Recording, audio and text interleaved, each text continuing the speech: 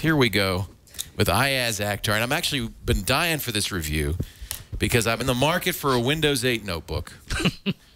What are you laughing at? You're in the right market. And but, this is the one I thought I was going to get, to be honest with you. This is the latest from Lenovo. I love the X1 Carbon Windows 7 version. This is the new one, the Carbon Touch for Windows 8. Tell us a little bit about it. Now, I got to review the X1 Carbon, the one that didn't have a touchscreen. This is the one that has Windows 8 touchscreen, and Windows 8's all about touch, so you can bring up charms and all kinds of things. You can see all the tiles. It's Windows 8, and if you're seeing right now, it's got a matte screen, so it doesn't have a ton of reflection on it, which is pretty good, but it also hurts the viewing angles a bit. This is as bright as the screen gets, so it's got a great design. I mean, it's still as sturdy as it was before. Yeah. Great keyboard. The trackpad's very responsive for the gestures for Windows 8. Let's see what it's got inside. It's got a Core i5 processor, 4 gigabytes of RAM. It's incredibly fast. How big is the hard drive? How big is the hard drive? I don't remember. I got to go through my computer. 128 or? Yeah, it says 150 gigabytes are free on this. Well, 150 gigabytes available. So it was a 250? Yeah. Probably. It's a partition because it's Lenovo. They always have the recovery thing on Yeah, so I'm in the desktop right now, but it's probably not showing up right on the screen, but the only thing I can see with all this white space is the screen door effect, because this display is 1600 by 900 on a 14-inch display. That's a very low resolution. It's kind of a depressing thing. And again, like I was saying, this has got a matte finish to it, which is really cool because you don't have a lot of reflection. But one of the things it looks like Lenovo did is they put the touch sensor like on top of the screen. If you're really close to this laptop, again, this won't show up on camera, you can actually see the layers. And there's a slight delay when you're touching things. It's just the most minuscule. Well, that's annoying. Compared to the Surface. I mean, this is the Surface over here, which is... Surface is very snappy. It's snappy. It's shiny. And the other thing is... Surface Pro? This is a Surface RT. Yeah. But you can see that the difference between it is it's just crazy bright compared to this. And the angles on the X1 just don't cut it compared to the Surface right now. But yeah, so everyone was disappointed who got to see the screen on the X1. Well, I thought this was going to be the Windows 8 laptop I was going to get. And and you said, well, let me wait.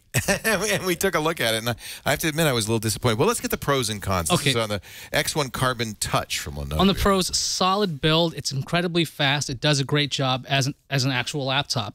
Right. It's got a great design. Like I said, sturdy, great keyboard, responsive touchscreen, responsive touchpad. It's even got the track point if you're a Lenovo fan and you like using that.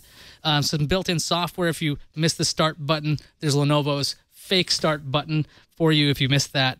That's the pros on it.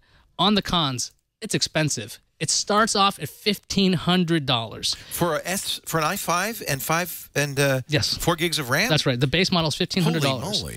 There's also a weird thing with the bezel here, like on the right side. Since you're always going to be doing the charms bar, right? This bezel isn't really enough for your finger, so you're touching this plastic. It's very small. And the actual metals. I'm not metal, the glass. So you feel that seam every single time.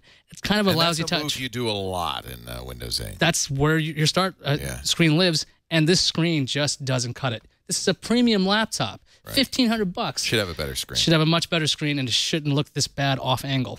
Just in comparison, this is the laptop from Acer that Father Robert Ballester reviewed, the S7. He's the one, he told me get this one, and it's roughly the same price, maybe a little bit more expensive, but thinner, lighter, much better screen on this S7. And this is an i7 processor.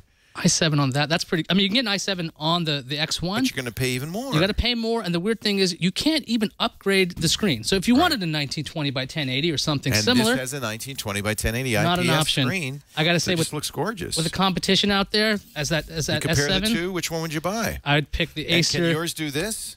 Oh yeah, we can do that. Oh, all right. We can do that just fine. But this is definitely definitely a don't buy for the price. Unfortunately, that's disappointing. X1 is awesome.